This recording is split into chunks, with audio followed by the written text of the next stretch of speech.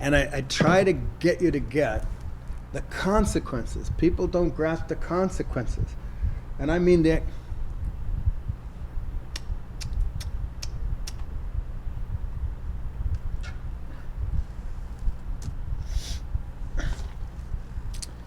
When I go like this paper is now torn in two. This is an objective consequence to my action. You see what I'm saying? If I do it a bunch, I'll have confetti. Okay? That's an objective consequence to my actions. It's never going to be a nice sheet of paper again. You could tape it together if you like, but it's not going to be a nice piece of paper. When you put a tape, it's really hard to write on, you know, if you want to use the paper to write. And that's a notepad, so it's kind of stupid if you can't write on it. See, now that's an invention. It's an objective invention. See, but there are consequences to action. Now, so I'm trying to get you to get to, there are consequences to holding anything the way you hold it. Sometimes the consequences are acceptable. Sometimes they're fine. Sometimes they are not, and you don't know the difference. There are consequences for assuming things are true about you. There are not just psychological consequences, see?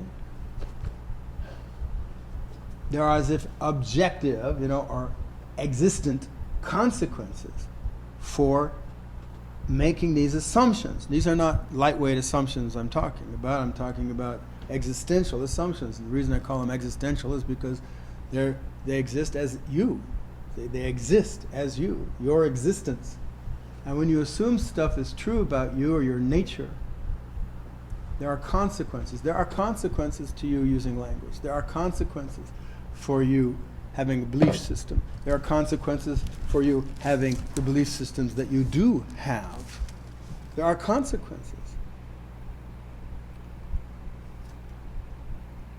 There are consequences for you thinking that you are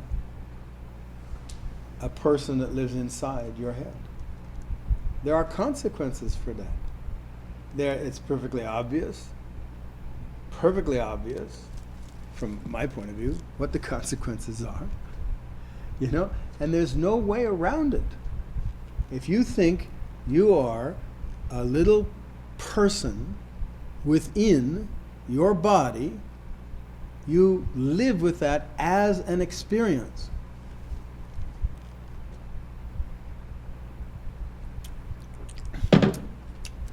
That is one of the consequences. You live with that as an experience. You're following me here? It seems like it's a reality. It seems like it's an observable reality.